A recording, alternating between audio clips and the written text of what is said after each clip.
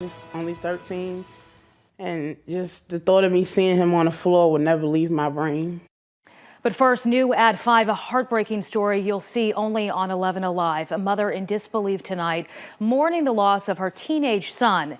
He accidentally shot and killed himself live on Instagram. Forest Park police are now investigating while the 13-year-old's parents hope that families can learn from this tragedy. 11 Alive's Joe Hankey spoke to the grieving parents this afternoon. Well, Jeff and Sheba, the 13-year-old's parents tell me they raised their son the right way. They set out to be role models, monitored his social media accounts, and kept tabs on who he was friends with. But with all of that, they believe some outside influence still led to tragedy.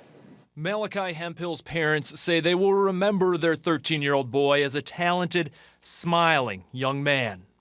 You know, it was so much things that he knew how to do that he was good at, so well, he didn't know what he wanted to do. But on Monday night, 10 minutes after his mom saw him take out the trash, she heard something terrifying. I heard a big boom. I couldn't tell if it was a gunshot or what. I just knew that it was something that was wrong. Inside their Forest Park home, Shaniqua Stevens and her daughter ran upstairs and began yelling for Malachi through his locked door, a door his mom says he never locked. We kicked in the door. We found him just laying there in a pool of blood. My daughter screamed and said, "Ma, turn his phone off." And as I proceeded to look at his phone, he was on Instagram Live. She says she did not know her son was on Instagram Live or that he brought home a gun, but believes he got it from a friend. As he showed it off on camera, his mom said he accidentally shot himself. Minutes later, in her front yard, neighborhood children gathered. I guess these were the kids that were watching it on live that live in the area. Her son later died in the hospital.